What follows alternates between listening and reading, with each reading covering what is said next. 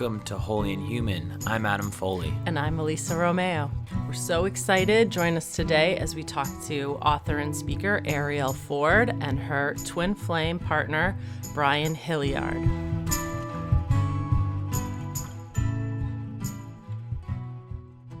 Today we are honored to be interviewing Arielle Ford.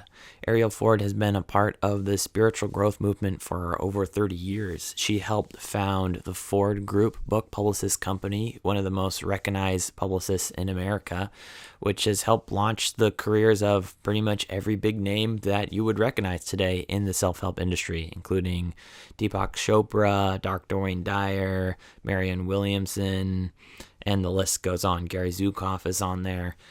Her sister, who helped found the group with her, Debbie Ford, you may recognize from her book she published, The Dark Side of the Light Chasers. Unfortunately, Debbie Ford passed away in 2013, which we talk a little bit about on the podcast today.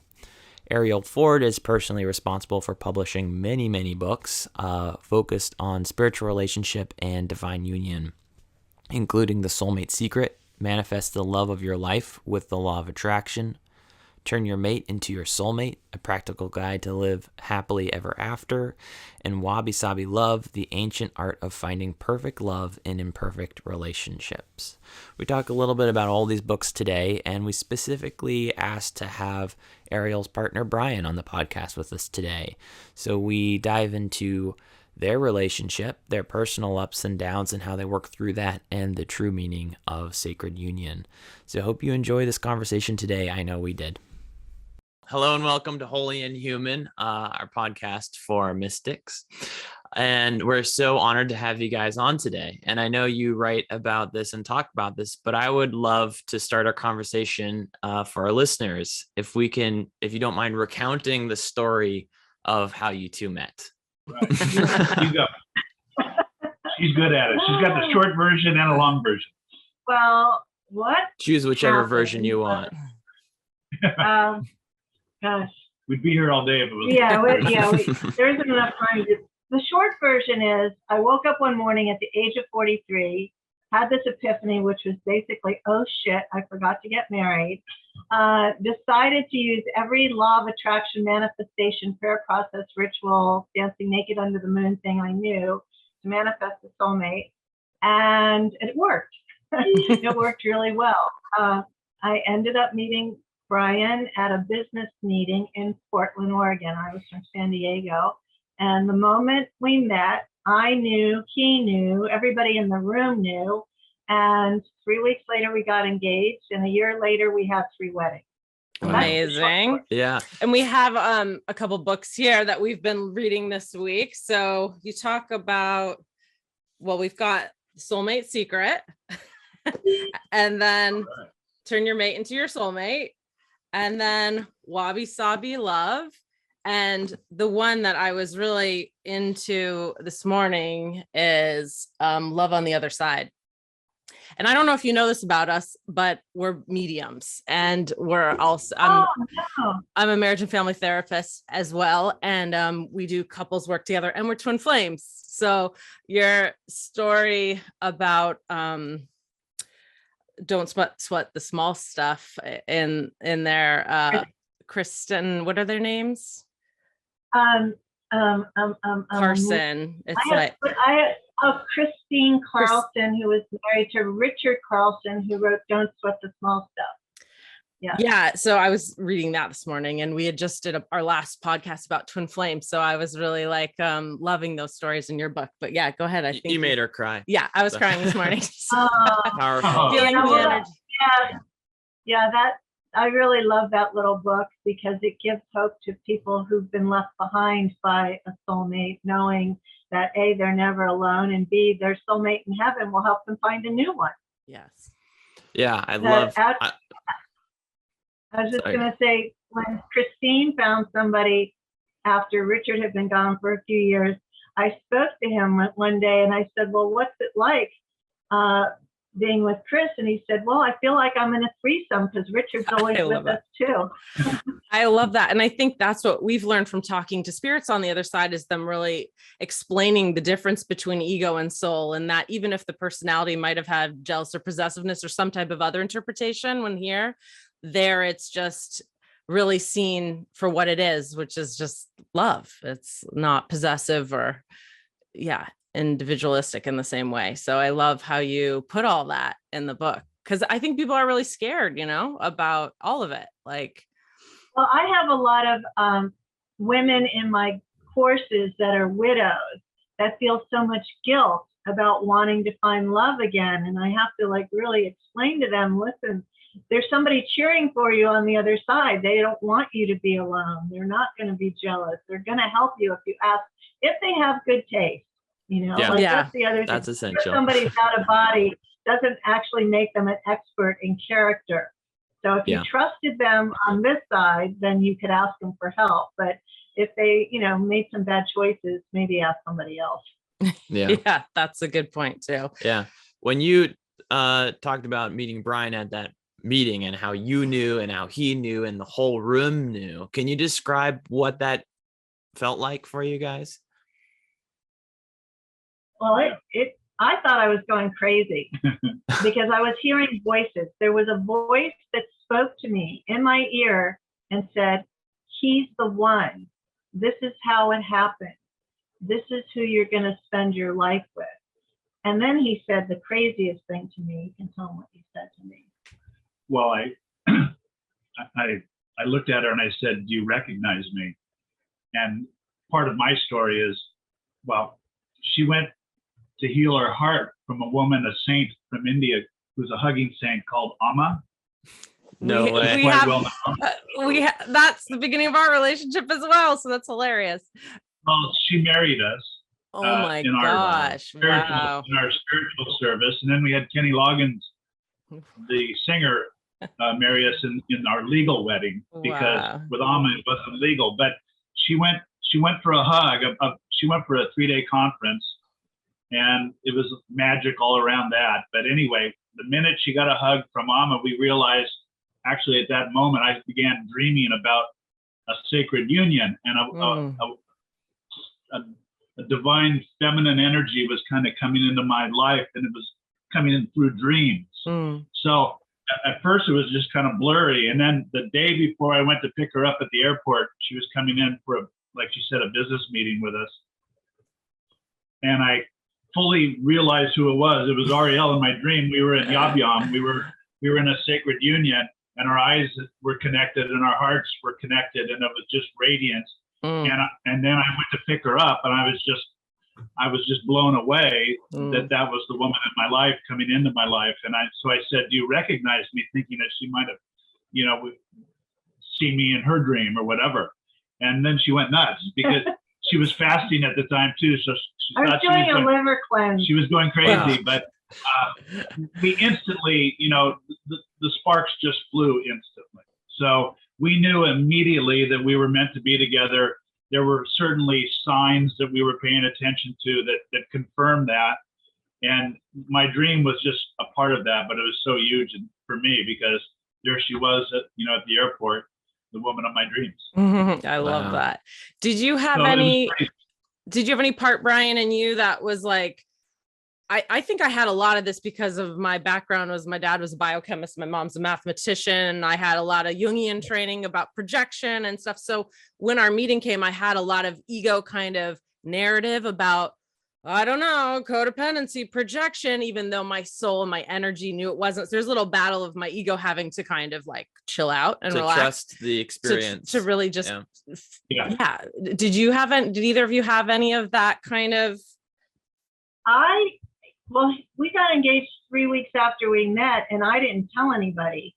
And a few months later, he asked me, when are you going to tell your mother we're engaged? And I said, well, if I tell her, it will be real and it will unleash things that can't be stopped.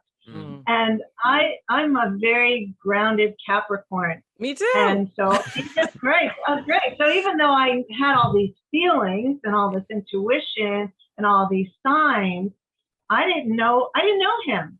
And I wasn't about to commit everything in my life to someone I didn't know. Plus, I had done a lot of studying with Dr. Pat Allen, who wrote a book called Getting to I Do, who also was a Jungian analyst before she was that. And so she always talked about how it takes 1 year to really get to know somebody. So I was like, yes, I'll marry you in a year, but I need to really know, are you worthy of my trust? I mean, he seemed like he was worthy of my trust, but so yeah, for me, it was this push pull between, yes, every cell in my body screaming, we've been together a million lifetimes, and the other practical part of myself is saying, hey, there's a lot that could be lost here. And he had a bit of a reputation that I found out pretty quickly as quite the playboy of Portland. Playboy of Portland. That's a playboy of Portland. Playboy of Portland, yeah. So, as you can see, 24 years later, we made good choices. I love that. I never had heard before the Amma piece in your story, and I'm so surprised and not surprised at the same time of the similarities between our stories, in that we went to Amma together when we were just meeting, and actually it was the first thing we did together. A friend invited me to go, and I didn't know that Elisa was going, and so it, just by circumstance, by synchronicity, we ended up in the same car together going out there. And I remember being so excited to go to this hugging saint and going and waiting in the line and going up to her. And then I remember getting the hug and having such high expectations, then being like, what? Nothing happened. And I felt like I hadn't recognized. Oh, I love it. Great. I can feel her energy from that photo. Yeah. So in that instance, I was still processing what was, happening. But then Elisa went up and she got a hug, and then we went and sat back down, and Elisa just instinctually just leaned her head on my shoulder as if we had been married for years. And I was married years. To someone else. Yeah. So there was some complications in those strong feelings occurring. And she was shocked. I could see from her face. She leaned and then she sat up and she's like, what just happened? And she would try to compartmentalize it. But then it led to, all these spiritual awakenings. I've heard Amma say before, if you've seen her a couple of times, what that means karmically in terms of the path with her, just like having, and so it felt like really meant to be just like how she was holding space. I remember feeling a mile out coming to the hotel in Seattle, feeling the energy of like just radiating and shifting to go into that vortex. And so it makes sense that could be the portal in, And my relationship with Amma has changed since since my hug experience. Yeah. Yeah. She was a big part of our love equation. There's no doubt. We ended up working with Arielle, did the first documentary with her. Oh, and wow. Then she married us. Then she married us a year to the date that Arielle got her hug. Oh my gosh. In the same room. It was really special. Oh, wow. Yeah. Wow. That's very cool. We've had some really whimsical, beautiful, encounters with her. We one time were somewhere in Asia. We ran into her in the Singapore airport. Only us. 6 o'clock in the morning. It was just her and her swamis walking through an empty airport, and from a distance, we were like this, and she was like this, and we got a hug in the middle of this airport in Singapore. So we've had we would say that they were destined to happen, but they were very magical. Yeah. Really. On that note, I would love to ask, I'm just curious, after reading about your process of manifesting a soulmate, this is just kind of personally for me, I would love to know where you guys think destiny versus manifestation meet. Because there's that part of like, okay, the vision board and the law of attraction, but also there's the destiny of the soul reunion. So does it even matter what we're doing to manifest or not manifest when there's a destiny element? Well, I have a lot of opinions about. I think about that a lot. And what the conclusion I've come to is that we always have free will.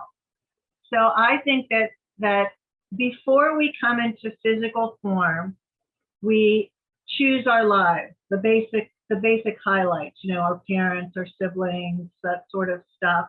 And then we also can pick mate or mate.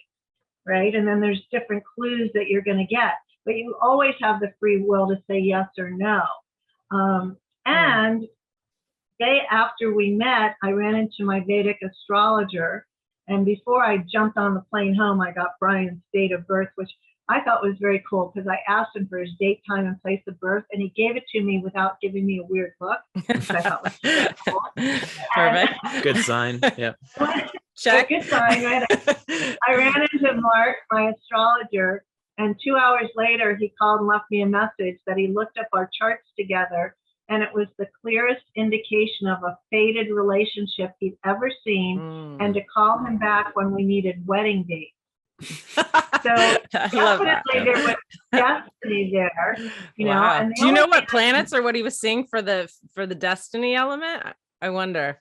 You know, I don't. I'm a big believer in astrology, and I've never been able to make heads or tails. It's a lot, yeah. It's way too much for my pea brain on that. But I do think it all comes down to choice and free will. You know, it's not written in stone. It's not like it has to be. Like one of my best friends is a holy woman, and I introduced her to Vedic astrology. She didn't know anything about it, so I got her a reading.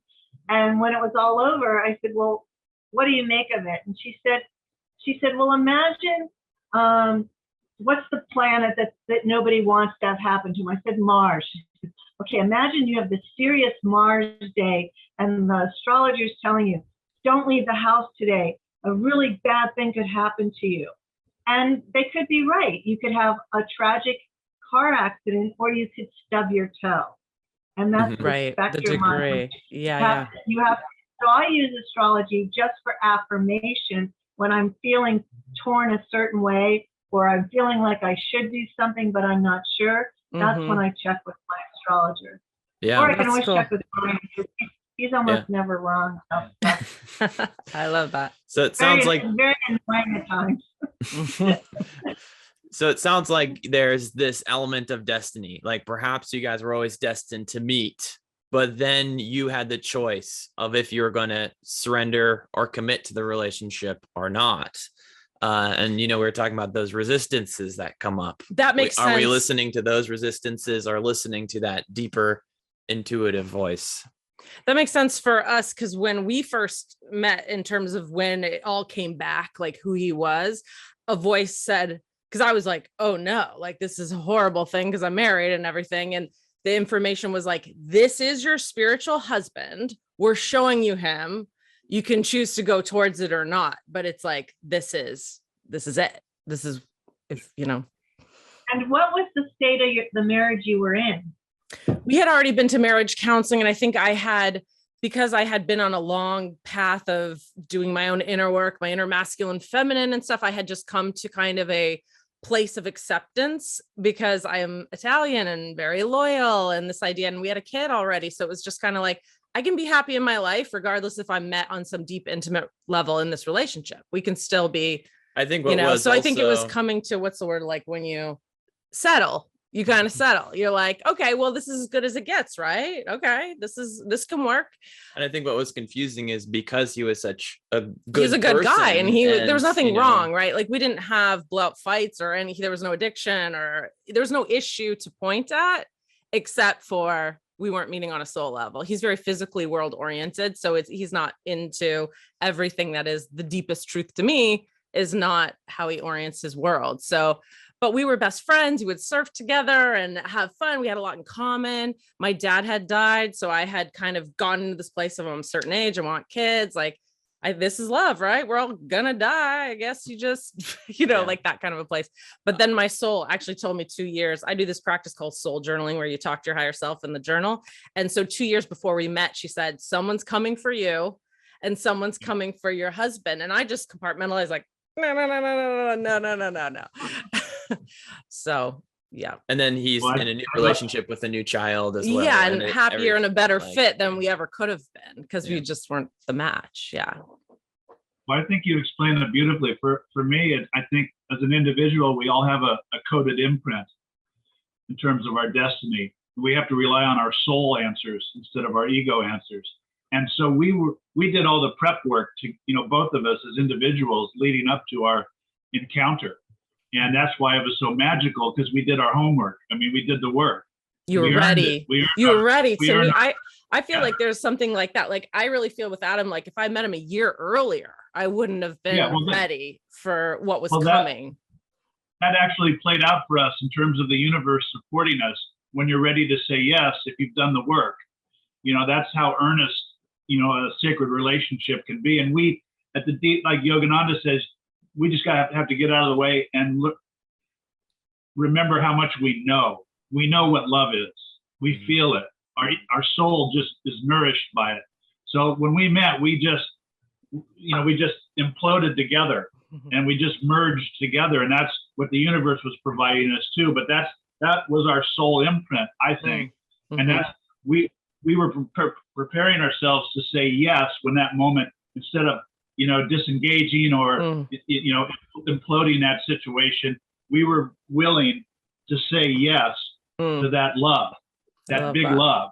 And the universe was supporting us in every, you know, if we were aware enough and paying attention, the universe was giving us signs that, yes, this was what we were supposed to do. That's what we were destined to be together. And it gets bigger and bigger as the years go on. And that's something, instead of saying no, we said yes. And that was the magic of it. Yeah. I would love to ask a question to you, Arielle, about your book about turning your mate into your soulmate. And like in the situation of like Elisa, where she was in this relationship where there's everything looks good externally, but something feels off internally. How do you know when it's time to, and we've seen all situations with the and we've seen all situations on sessions where we see people who think they need to leave, but then they get the intuitive information that there's something more there, or sometimes it's an attachment wound they're avoiding, right? And when you face that thing, then there's love available within that same union. And then sometimes the soul information is time to move on. Yeah. Well, there's no, like, you know, rule book. Are you pregnant or not test for this sort of thing. But, you know, what I've witnessed is that most people don't even know what love is. And that's where they get screwed up.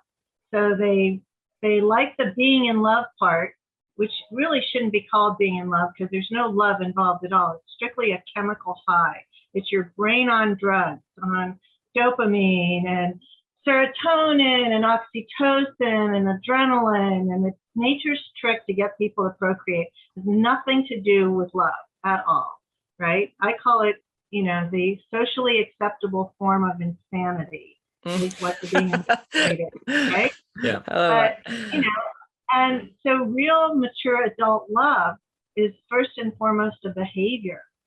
And it's a choice, and it's action, it's a way of being. And there are good feelings that come and go, but they're not there every day. As anybody who's ever been married knows, there are days when you don't like your mate very much, but it doesn't mean you don't love them. So the whole thing about what is love and the expectation of who this person needs to be to you is people just don't have that information. You know, like they're just not generous in terms of letting people be human. I mean, we are like really very imperfect beings and very impatient and very intolerant. And then we have all these childhood wounds that we've never dealt with. And, you know, and then we get plugged into each other. And they just don't know how to relate. So they're thinking, okay, well, the grass is greener. Let me go find somebody else. And then they fall in love again for 6 months to 3 years. Oh, this is what love is. But statistically, everybody knows that 50% of first marriages end in divorce. Everybody knows it. But what nobody knows is that 62% of second marriages and 71% of third marriages end in divorce. I didn't know that. Yeah, it's really high. And it's not, it's because you haven't changed. You, the picker of the other person, has not grown and changed. You know, Harville Hendricks says the purpose of true soulmate marriage, taking sacred vows, the purpose of that is to be in a container of love where you can heal each other's childhood wounds, where you have this safety to heal each other's wounds. And that's what marriage is about. So as we all know, doing that inner work is painful. It's not always fun. right? But as soon as it gets uncomfortable, people start leaving the room. Like, I know in attachment theory, I was once an anxious type, but Brian's a very secure type. And because of the way he loves me, I have become a secure type. Healed that. So I would imagine. Yeah. But with everything you said, it seems like the first question is not whether I should leave or stay this relationship, but more, what is your definition of love? How do you define love? And does that entail also the work? I'd like to hear you guys answer that too. Like, what is love? Like, big question. There's one other thing I want to say before I forget, because I have such a bad memory. So growing up, we were taught the golden rule. Do unto others as you would have them do unto you, right? It doesn't work in love. I believe in the platinum rule. Platinum rule is do unto other as they want to be done unto. Because that's different, right? Yeah. Totally different, right? Yeah. You know, like if you know that bright lights and loud noises make me crazy, you know, then turn off the lights, turn down the volume, right? So the goal, learning the platinum rule, I think, is a big. I love that. I think that's so wise. Carl Jung says the number one psychological mistake we all make is projecting our own reality onto others, right? And then wondering why it's not working. Like, what? Yeah. That's why the love languages is so good. You know, you want to buy me gifts, that's great, but gifts is number 5 on my love language thing. I don't. If you want me to feel love, then whisper in my ear. You know, Right. Don't do an act of service. Well, and I think you answered your own question too with what you just said so beautifully. Is discernment is everything in terms of a relationship and your own life in terms of your choices. But where are you discerning from? Are you projecting, or are you discerning from your deepest heart? Are you connecting your heart with your mind so you can gain more emotional management to make these, you know, and then you have to practice like you go to a gym. You know, your emotional management only increases and expands when you continue to practice it. When you continue to practice discernment, it becomes more clear and precise, and your decisions are more precise and clear and full of love versus the other ego energies. So I think you answered your own question. Jungian just answered it for us. Unfortunately, it gets cloudy when we barf out all of our projections, and that's what we have to heal, and that's what we have to be aware of. For someone listening who's saying, like, how do you start doing that? What is that process of going in and assessing where something's coming from inside of you, if it's coming from love or fear? Like, Brian, how do you do that? How do you identify that for yourself, or that interior process? I take the quantum physics approach that everything has a feedback loop. So whatever your decisions are, you're going to be kicked in the butt or be reaffirmed and uplifted. It's healthy. It's holy. Whatever the words you want to use, but it's healing. It's you can taste and feel love when it's real, when it's true. And then you just have to learn over time to be vulnerable to that and be surrender to that and not be scared of that, because sometimes it can get pretty hairy being out, you know, at the end of your surfboard trying to catch a wave, because everything's different and you can fall off sometimes, but you have to learn how to get back on the surfboard and take another wave. And when you say love there, how you just said it and what you felt when you said that, what does that feel like to you? What is love as an energy, or how do you identify it? Because like Arielle said, like, people don't know what love is. Yeah. So I've learned over time, just like, again, going to the gym and doing calisthenics and improving, you learn where you're making your decisions from. And for me, emotional IQ is really important. So therefore, I've learned to align my mind with my heart so I can be more clear and trust my intuition, trust my deeper feelings. And that's what I feel when there's love. You know it. It makes you tingle. You can taste it. You can see it. You feel it. It's again healthy and holy. It uplifts people. It tends to inspire you and inspire others.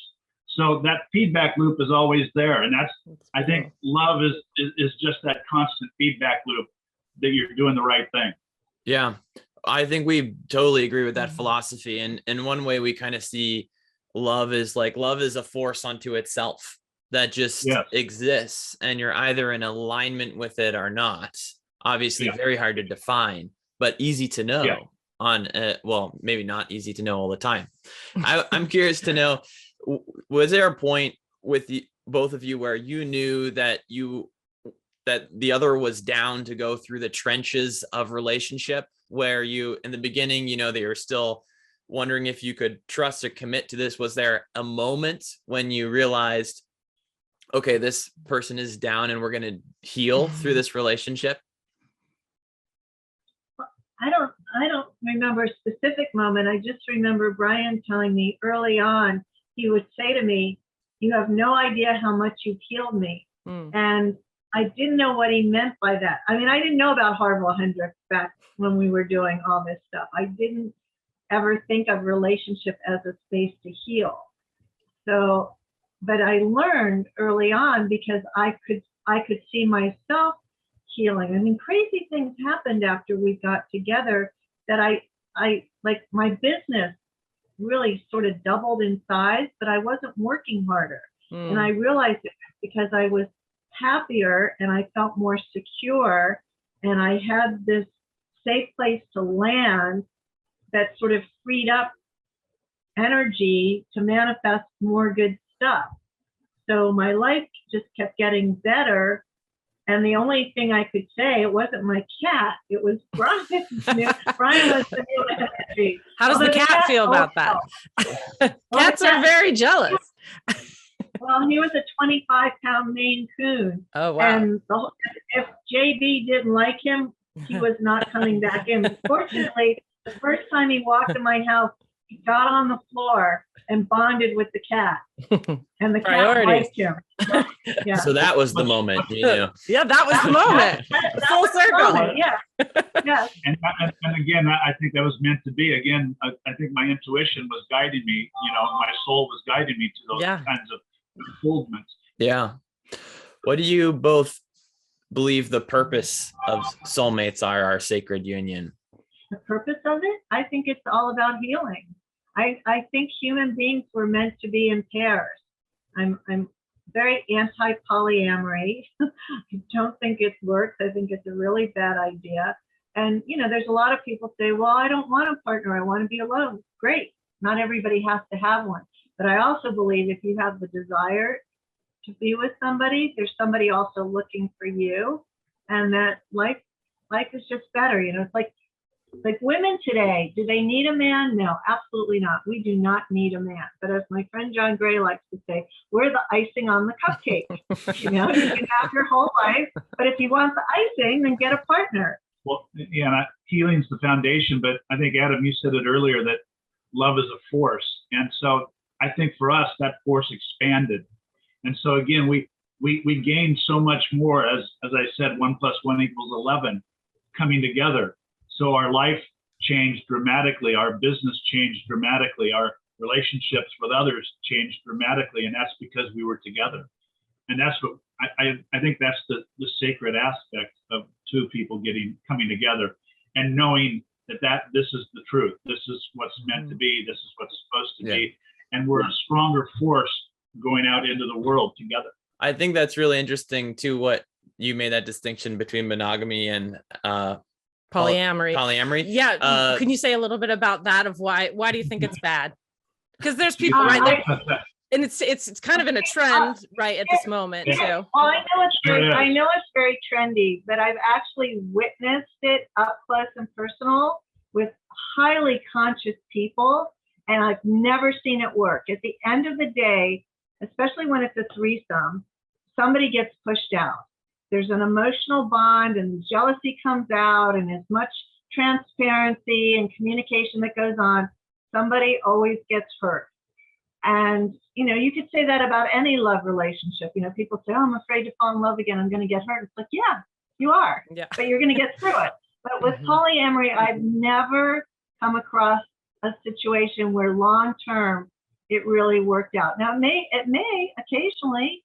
I'm just saying for most people, I don't think it's a good idea. Yeah. And when we do sessions and we're intuitively looking at people, we see all situations. We can see where that can work for people, or the reverse where independence is really healthy. Well, sometimes it might be a certain soul lesson they're working on of like feeling wanted or whatever, right? So maybe they get the soul lesson from it, but maybe it doesn't work out, but there's like a place for what that chapter of their life was revealing them in terms of consciousness. But yeah, I think, but can be really, I think, much more difficult to work issues like avoidant attachment and things like that when you're in that type of relationship. It can be a smokescreen to like letting certain things, stay unconscious. And also, we're all about caretaking the ego too. And what does the ego really need to know, to feel like it can trust their partner, to feel like they are their person in which they can expose all of their inner child stuff.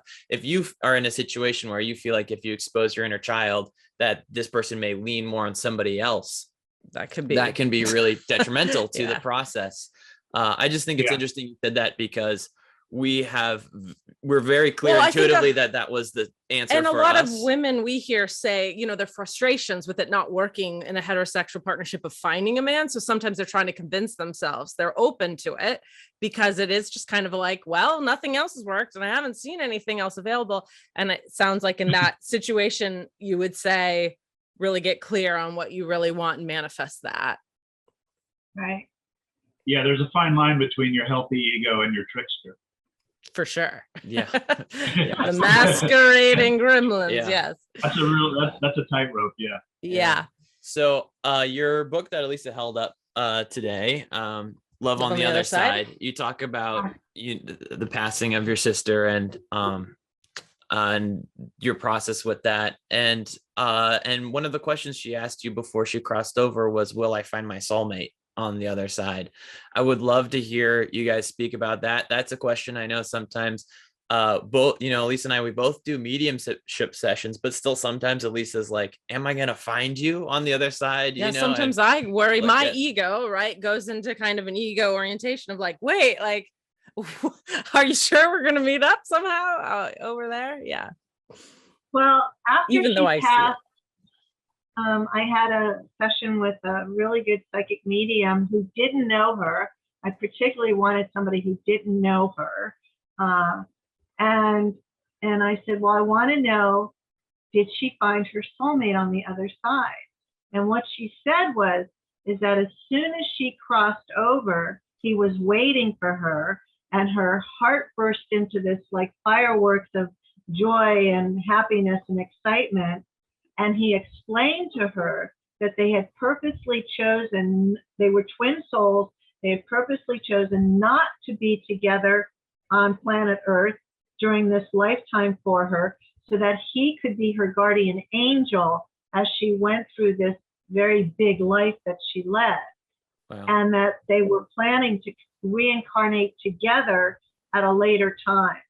So she answered the question for me, because as she was dying, she kept saying, well, do you think I'll find my soulmate there? And I didn't know the answer. I just kept saying, yes, of course.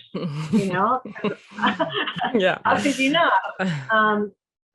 And that's where I came to understand, I actually, when I'm teaching, try never to talk about twin souls, because then everybody wants a twin soul. That's what our last podcast was about in our Instagram post today was I said that exact thing, because everybody gets caught up in an ego place.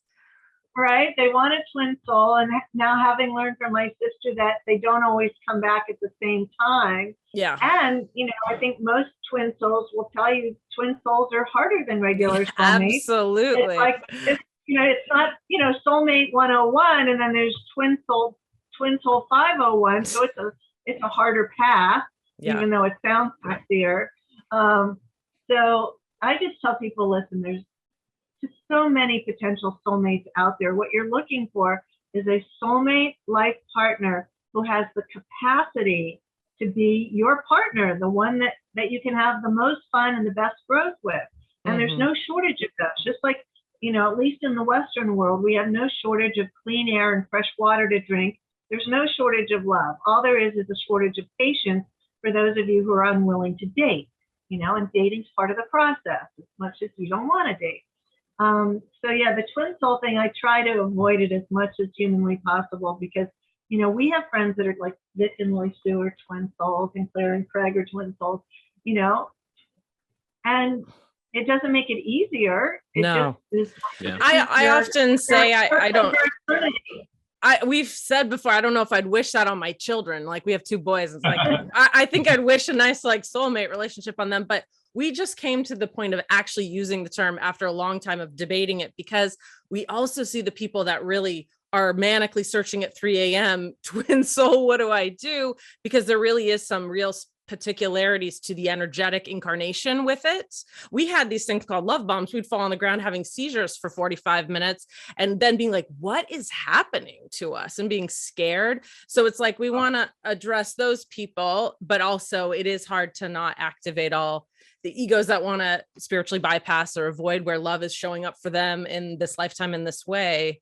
Also, I think we've had lifetimes also getting that information where we haven't been incarnated at the same time, and it has been meant to be for very particular soul lessons and are reasons. Mature enough to meet each other. But we, our full circle conclusion has been that we also believe there's twin souls, twin flames out there, and soulmates to help show others what love can be.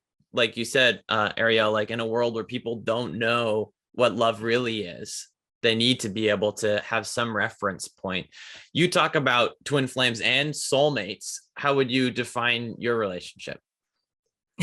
Even though you just said you might not want to. Yeah. Oh, we're going to force it. I'm pretty clear we're twin souls, twin flames. And the word that Brian uses, which I think sums it up so well, is that it's about devotion.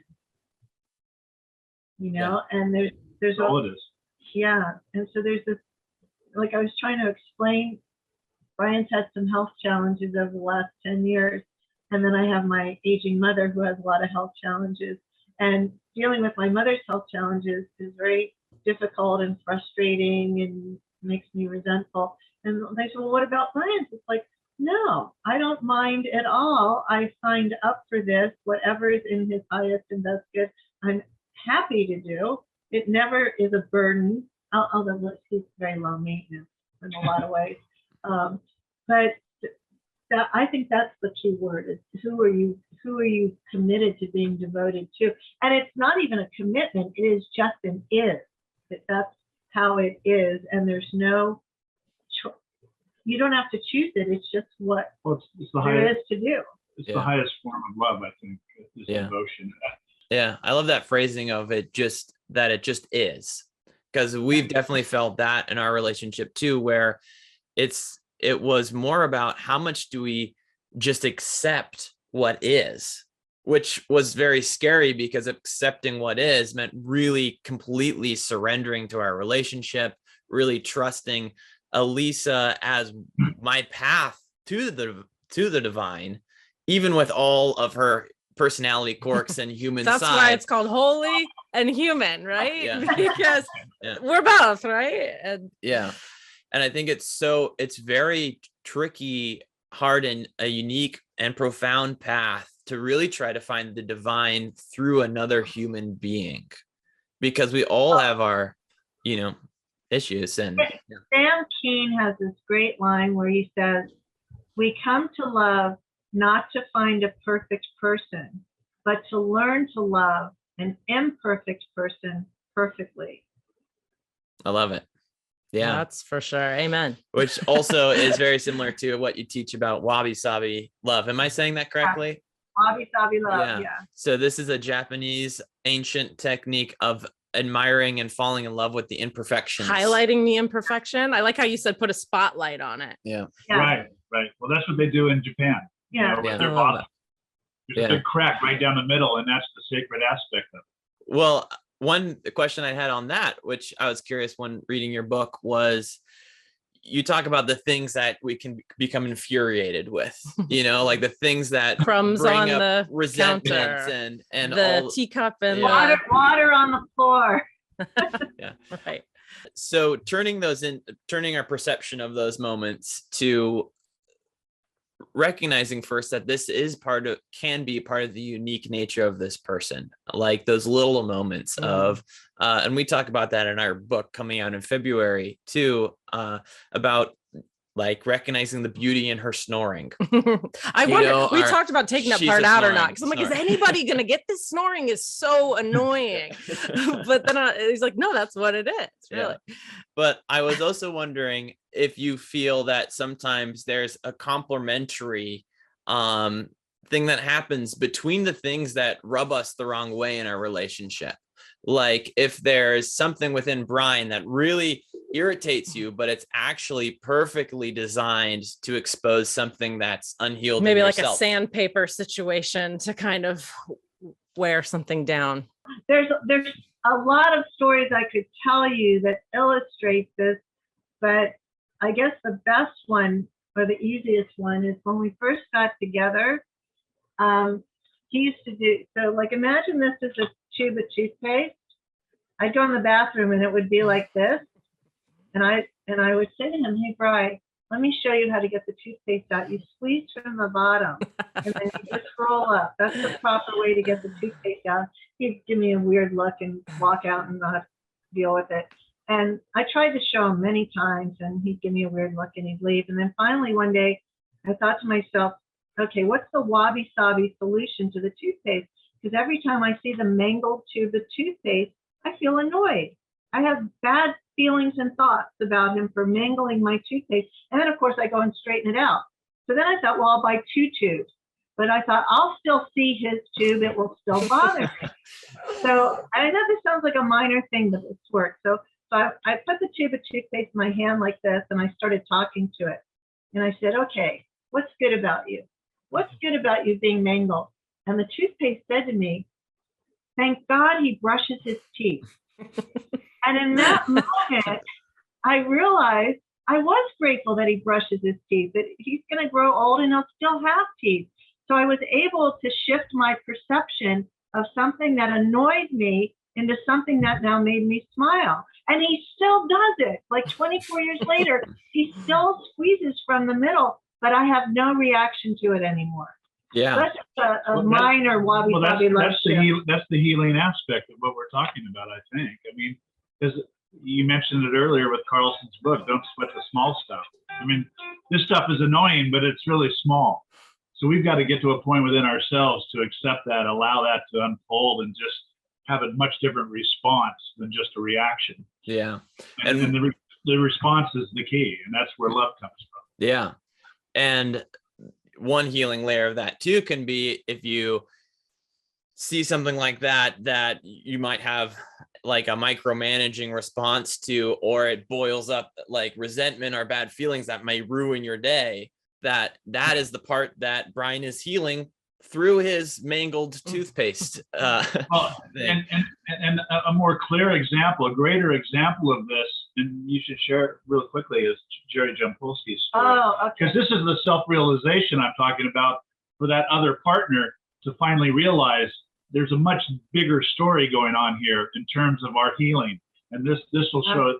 Okay, so we have these friends, Jerry and Diane. He's a psychiatrist. She's a psychologist. He's almost 30 years older than her when it's a second marriage for both. When they marry, Diane doesn't know that Jerry has an addiction. Jerry's addicted to poppy seed bagels. And every morning he gets up an hour before she does, and he goes in the kitchen and he slices a poppy seed bagel, which sends dozens of little black seeds all over everywhere. White tile floor. Oh, he then toasts the bagel. Then he puts a smear of cream cheese on the bagel, and then he walks around the kitchen dropping even more little black seeds. Oh, now, an hour later, Diane's up, she's in the kitchen, and every morning's the same. Because of Jerry's older than her, she wets the paper towel, she gets on her hands and knees, and she wipes up all the little black seeds, because as you know, you cannot use a broom to get the seeds or they fly. So this has been going on for years. And one morning she's on her hands and knees, wiping up the seeds, and she has this thought. And her thought is, I wonder what has to happen so I never do this again, which is followed by the thought, oh, that would mean Jerry's no longer with me. Yeah. And from that day on, every morning as she wipes up the seeds, her heart fills with love, because the seeds mean she has another day to spend with Jerry. Yeah. That was the beautiful. gift. That's the gift. Now, I want to There was tell a you pony in there. that Jerry just died recently at 98. Oh, wow. And he was eating poppy seed bagels till the end of his life.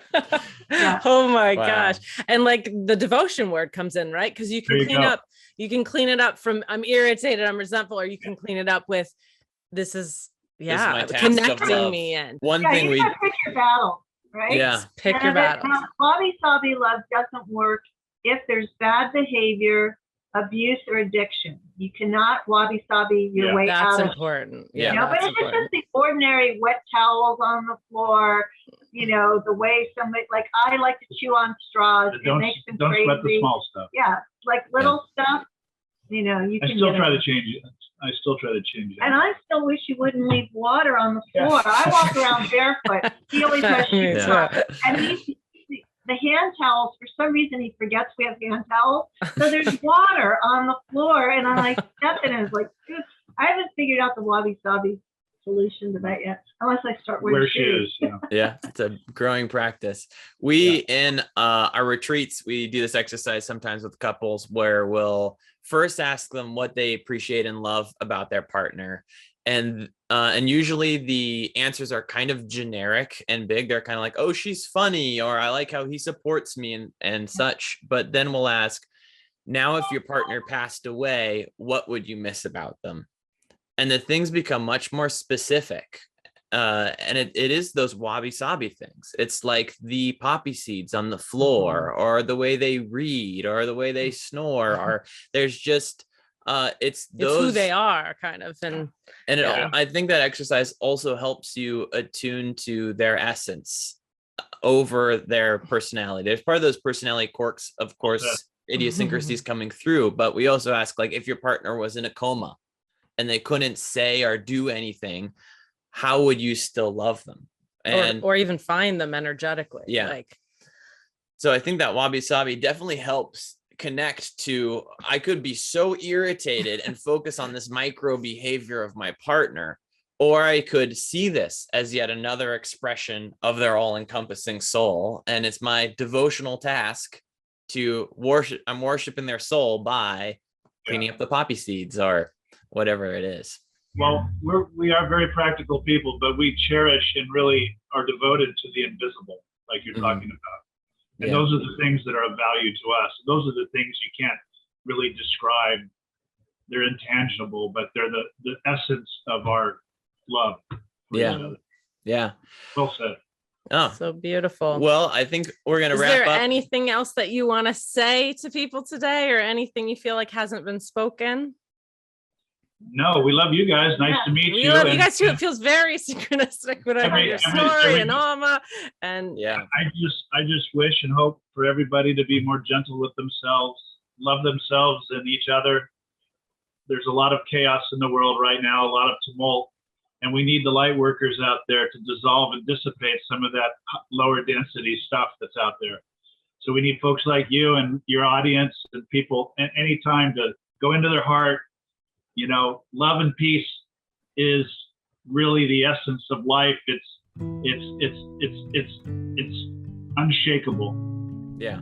And it's very necessary right now. So I just wish that upon everyone out there. Beautifully said. Yeah, I wonder if there could be violence in the world if everybody was soulmates, you know. Doing the devotional work. Yeah. And Arielle, where can people find you? Oh, my website is soulmatesecret.com. Well, we were so honored to have you guys on. Thank you so much for taking the pleasure. time and speaking with us today. It was a joy to sit with you both and really appreciate it. Yeah. Real Thanks pleasure. so much. Thank It you. was fun to meet you. Yeah. Enjoy your day, guys. Take care.